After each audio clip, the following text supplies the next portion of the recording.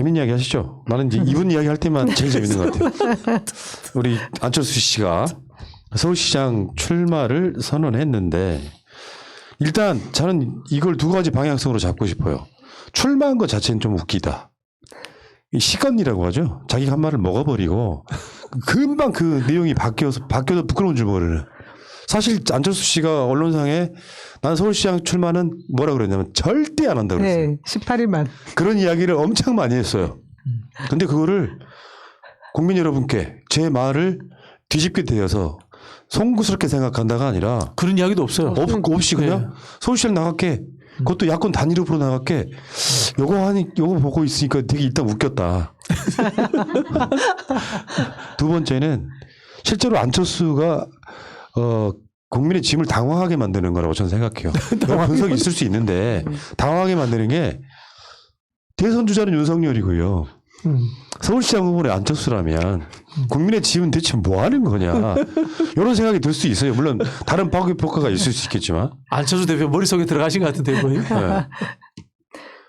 눈에 뻔히 보이잖아요. 안철수는 어떤 스탠스였냐면 우리 방송으로도 그런 이야기 했습니다. 나오고 싶어 죽는데 자꾸 자기 가격을 올리려고 안 나간다는 소리를 함으로써 이렇게 국민의 짐이 모셔가주길 바랬는데 김종인 옹의 눈에 흙이 들어가기 전에 안 될 것 같거든요. 그러니까 참다 못해서 자기 말을 뒤집는 사과도 하지 않고 나 서울시장 나가요. 그것도 야권 단일 후보로 이렇게 돼버리는 그런 모습인 거죠 지금.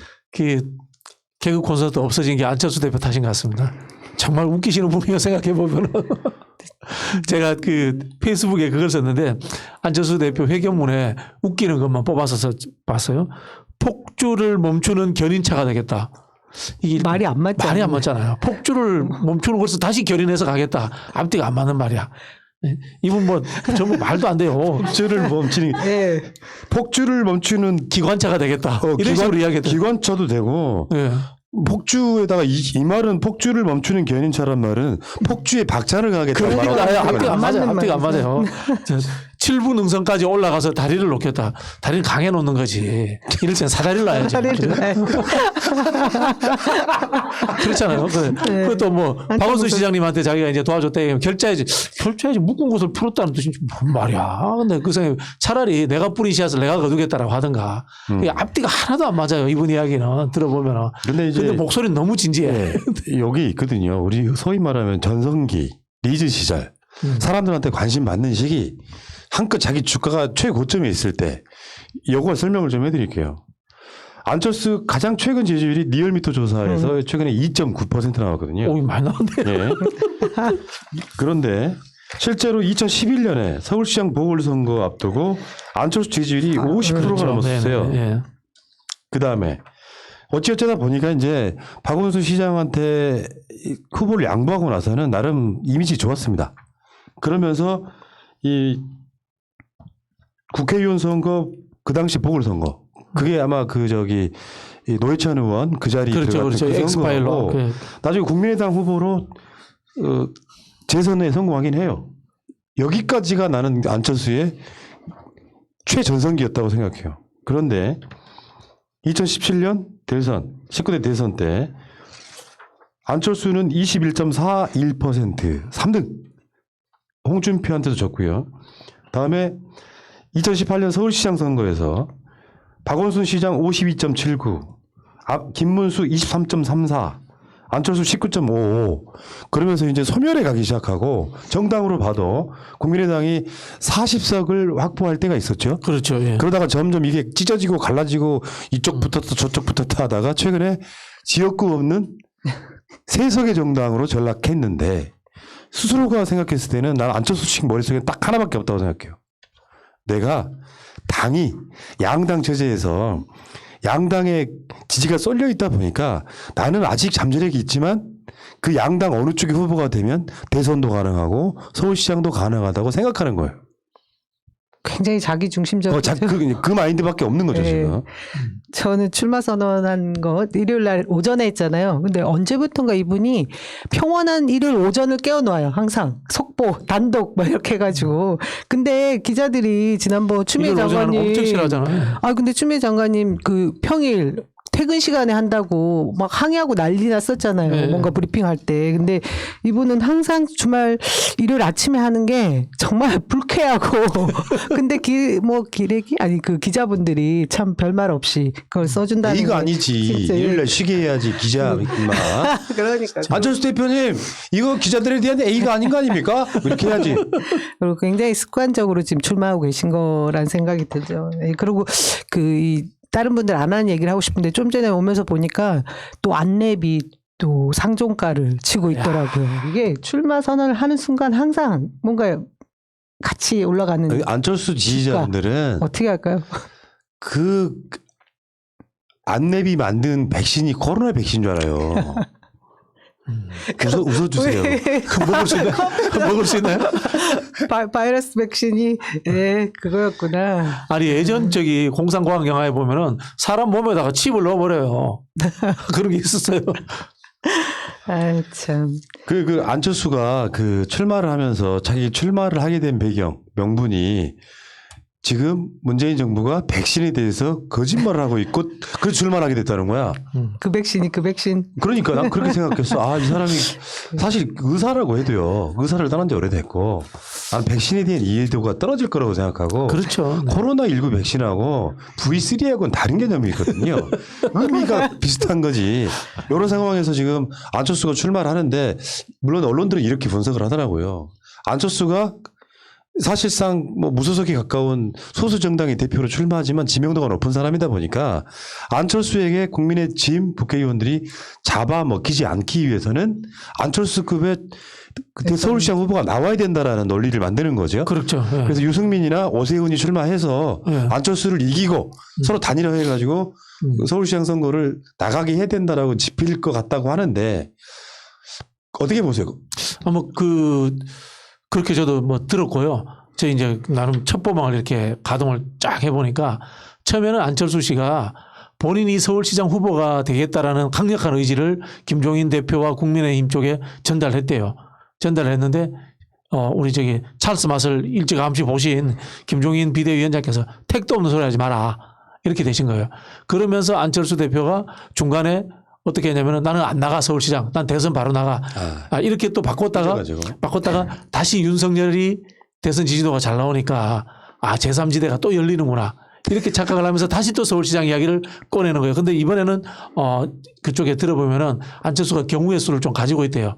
가지고 있는 게 뭐냐면은 만약에 자기가 서울시장 후보가 못 되면 마지막에 편지 한 장 써서 국민의힘 후보한테 주고 야, 또 양보해? 양보하고 이번에는 이제 거래를 걸 거래요. 거래를. 네. 뭔가 하면은 국민의힘에 나 좀 넣어줘. 그 대선 나가게 해줘. 대선 나가게 나 좀 넣어줘. 딱 그 지금 거래까지 생각하고 있다는 이 소문이 쫙 돌고 있습니다. 네.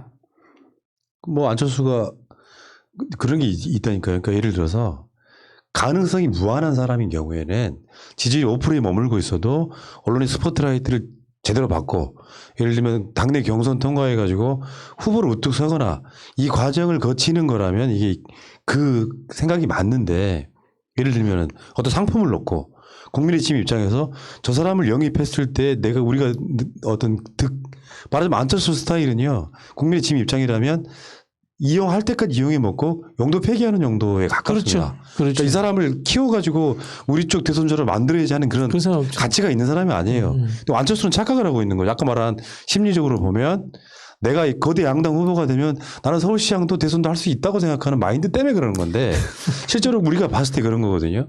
국민의 지금 쪽 사람들은 안철수를 호감으로 느낄까요? 저는 그렇게 생각하지 않거든요. 전부 비호감이죠. 이게 사람들이 그런 게 있어요. 골프 치는 분들 물어보면은 너 몇 개 쳐 이러면은 86개. 자기 86개 제일 잘 친 시기야.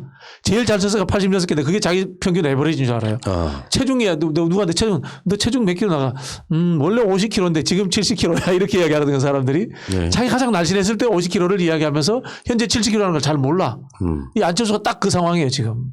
딱 한 번 자기가 정점으로 40 몇 프로 찍어놓고는 이게 이게 어쨌든 정치에 있어서도 자기 언젠가는 성공할 거라는 그 확신을 가지고 있는 그렇죠. 거예요. 그래서 지금도 이런 행동을 하는데 저희가 보니까 원래 극중주의를 추구했던 분이잖아요. 근데 그 극중주의는 어디 가고 갑자기 그거와도 전혀 손잡는데 문제가 없다라고 표방을 하고 있는 상황이잖아요. 그렇죠. 그러니까 이 안철수 씨가 성공하겠습니까? 이래가지고. 최근 몇 년 동안 안철수 그런 말도 얘기를 비슷하게 성공하겠습니까? 최근 몇 년 동안 나는 그 당시 자유한국당 등과 절대 합당하지 않는다. 아유. 요 과정하고 지금은 야권 단일 후보로 출마하겠다라고 하는 것은 이게 자연스럽게 어떤 해명도 없이 아까 말한 서울시장 절대 안 나간다 똑같은 맥락이에요. 저쪽하고는 절대 손잡을 일 없다라는 이야기를 여러 번 했습니다. 근데 지금은 야권 단일 후보로 나가겠다라고 말하는 그러니까 안철수 씨는 소위 말하면 이건 저쪽 지지자들은 인간 승리라고 할지 모르겠는데 그리고 내가 보기엔 정신 승리예요. 정신. 이게 사람이라는 게 그런 게 있거든요. 예, 방송으로만 비교를 한번 해볼게요. 정치인하고 비슷한 거예요. 방송할 때 사람들한테 사람을 구하거나 패널을 구할 때 가장 먼저 물어보는 질문이 뭐냐면요. 그 사람 호감이냐라고 물어봐요. 그러니까 디테일은 갖출 수가 있어요, 나중에. 근데 비호감인 사람은 끝까지 비호감이에요. 그런 것 같습니다. 그러니까 이 사람이 내가 처음에 오해했는데 나중에 이야기 들어보니까 괜찮은 사람이야. 그러면 그 사람에 대한 호감도가 더 커져요. 네. 근데 비호감이라는 사람이라는 그 이미지가 찍혀 있잖아요. 네. 아무리 맞는 얘기도 밉상이 되는 거예요. 그런 거랑 약간 비슷한 경우. 그러니까 자기 자신의 비호감도 이미지를 고착화 시켜놓은 사람. 기억들 하시겠지만 지금의 국민의 지맥 국민 비호감도가 60%가 넘고 네. 그중에서 가장 비호감도가 높은 정치인이 안철수입니다. 안철수죠. 그 안철수 씨의 그 비호감도를 갖고 어떻게 확장성 만들어 가지고 서울시장이 되고 대선을 합니까? 왜냐하면 비호감도가 높은 사람은요. 내가 국민의 짐 등을 지지해도 안철수 후보가 되면 꼴 보기 싫어서라도 투표를 안 하거든요. 그렇죠. 네. 그게 중요해요. 비호감도라는 게 중요하다고. 안 그래도 비호감도 높은 정당에 비호감도 제일 높은 정치인 합쳐지면 근데 정점을 찍겠네. 한편에서 이제 정계 개편의 신호탄이 될 수 있나 뭐 이런 아니 어쨌든 의문도 김종인 있더라고요. 비대위원장은 안철수를 이용을 하는데 이게 김종인 비대위원장이 사실 제일 좀 두려워하는 사람이 홍준표래요. 홍준표를 굉장히 두려워한대요. 사실 구속한 사람이잖아요. 사실 지금도 저 뭐 안철수 전 대표 그냥 영입하고 해주고 징징대면 해줘도 되는데 안철수를 영입하는 순간 홍준표를 막을 수 있는 명분이 없다는 거야. 그래서 지금 안철수가 못 들어오게 막아놓는데 서울시장 선거가 끝나고 만약에 그쪽 입장에서 이겨서 김종인 비대위원장이 다음 대선까지 비대위원장을 계속한다는 것이 이 합의가 된다. 그때는 홍준표를 받을 수 있다는 거죠. 그런 상황이 온다는 가정하에서 안철수를 지금 야권 연대의 지렛대로 활용하려고 하는 그런 정도의 판은 만들어 갈 것 같아요. 그러면 이 정도의 상황을 우리는 너무나 즐겨야 되고 응원해줘야 되겠네요. 계속해서. 아니 근데 이제 이대로 유지해 가기를. 쉽게 볼 수만은 없는 게 안철수가 가지는 비호감도도 있지만은 명분적으로 첫 번째 야권 연대를 이루었다. 그다음에 유승민이라든가 오세훈 같은 대권 주자급 후보를 서울시장에 냈다라는 이런 것들을 가지고 굉장히 좀 압박할 수 있죠. 그런 측면은 존재하죠. 국민의 짐. 힘이란 말이 왜 이렇게 안 나와요? 국민의 짐 입장에서는 사실 서울시장 선거에 사활을 걸 수밖에 없죠. 왜냐하면 그렇죠. 네. 만약에 서울시장이나 부산시장 보궐선거 여건이 없었다면 그냥 이번 대선 다음에 바로 있을 대선은 한판 굴고 가는 그런 느낌이에요. 그렇죠. 네. 어떤 모멘텀이 전혀 없는 건데. 근데 이게 자신들한테 보궐선거가 생기면서 사실은 사활을 걸고 있는 건 그쪽이란 그렇죠. 말이에요. 예. 근데 사실 우리는 이렇게 보거든요. 둘 중에 하나만 가져와도 진 건 아니에요. 워낙에 이쪽이 유책 사유가 너무나 크기 때문에. 예. 근데 사실 서울은 저쪽이 먹기는 힘들죠. 근데 만약 이걸 못 먹으면 그러니까 이런 생각이 있는 거라고 생각해요. 국민들의 지지도라는 게 박근혜 탄핵 전까지만 해도요. 늘상 저쪽 정당이 이겨왔던 곳이에요. 그렇죠. 지지층도 그렇고. 서울의 지지층은 특정 시점 박근혜 탄핵 이후에 대선 지방선거 등을 거치면서 압도적으로 민주당이 유리한 쪽으로 바뀌어 있어요. 이 상태에서 뭐 예를 들면은 뭐 선거 프레임 짜기 나름일 텐데 국민의 짐이 서울시장 이기는 건 사실상 불가능합니다. 현실적으로. 근데 너무 높게 잡아놓고 있는 게 옛날에 생각하는 거죠. 옛날에 막 서울 지역구 국회의원들이 막 서로 간에 반반 일대 느낌을 가져가려고 생각하는데 저는 불가능하다고 봐요. 그리고 항상 선거에 패배했을 때를 보면 네 분이잖아요, 네 분. 근데 지금 우리 민주당은 네 분이라는 걸 사실 찾아보기 힘든 상황이기 때문에 예, 그 정도까지는 안 갈 거라고 그럼에도 불구하고 판단합니다. 좀 더 준비해야 된다는 생각을 저는 예. 가지고 있어요. 지금 뭐 우리 둘 다 이제 민주당의 구성원이지만은 그냥 뭐라고 합니까? 공정하게 후보를 뽑는다는 것을 이상을 넘어서는 판에 대한 고민을 저는 좀 해야 된다고 생각해요. 왜냐면은 어쨌든 간에 우리가 이제까지 이 정권을 운영을 하면서 수세적으로 몰렸던 시점이 한 1년 정도 되잖아. 그죠? 몰렸던 시점 1년 정도 되는데 그 수세적인 것들을 다시 미래적인 공세라는 표현을 썼습니다만은 적극적인 정치로 바꾸는 하나의 계기로 작동할 수 있는 이 판의 전환점으로서 준비를 좀 해야 되는데 제가 보기에는 민주당이 좀 조금 덜 적극적인 면이 있는 건 사실인 것 같아요. 예. 지금 약간 불확실성이 좀 큰데 만약에 이제 저쪽은 안철수가 그런 나름대로 밑그림을 그려서 뭐 본선 후보가 될지 안 될지 모르겠습니다만 앞으로는 그렇게 흘러갈 거 아니에요. 아마 새해가 시작된과 동시에 서울시장 보궐선거 스타트 이렇게 될 텐데. 그렇죠. 그렇게 상황에서 지금 민주당 쪽 그림은 그거 아닙니까? 기존에 거론되는 주자들 3명. 네, 네. 박영선, 우상호, 박주민. 네. 거기다가 추미애 장관 변수를 지금 집어넣고 있는 것 같아요. 네. 분위기 상황은 그렇습니다. 네, 네, 네. 그러니까 왜냐하면 추미애 장관을 안 끼워 넣으면 너무 빤히 예상되는 판이라고 생각을 하는 것 같고요. 추미애 장관이 들어가서 상당히 좀 역동적으로 바뀌면 뭔가 주목도가 더 높아질 거라고 생각하는 것 같은데 근데 이런 측면에 이렇게 보이는 거죠. 이제 예를 들면은 현실적으로 솔직히 말씀드릴게요. 지금 현재로서 봤을 때는 추미애 장관이 애매모호하게 법무부 장관을 끝내는 상황이 되면 저는 추미애 장관의 내부 경쟁력은 꽤 높다고 봐요. 일단은. 네. 내부적으로 그렇죠. 뭐 국민경선이나 뭐 권리당원들의 경쟁력은 되게 높은 팬클럽이 됐다고 80만 명이 모였대요 지금. 된다고 보는데 네.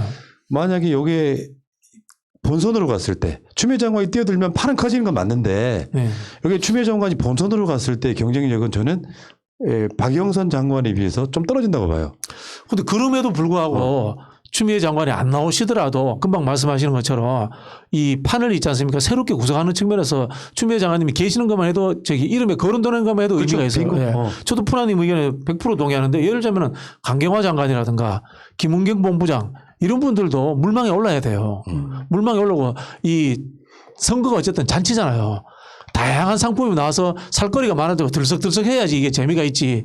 기존에 있는 인물 구도 내에서 무엇을 살 것인가라는 걸로 축소돼 버리면은 선거는 과거지향적 평가 선거가 돼 버립니다. 예.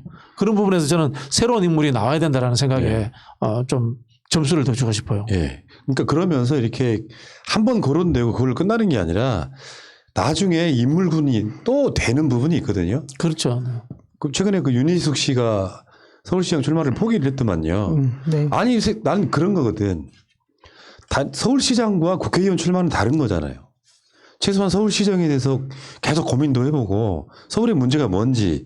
그러니까 예를 들면 안철수가 비판받는 지점인데 선거 있을 때마다 뛰어드는 거죠. 진짜 꼴보기 싫거든요.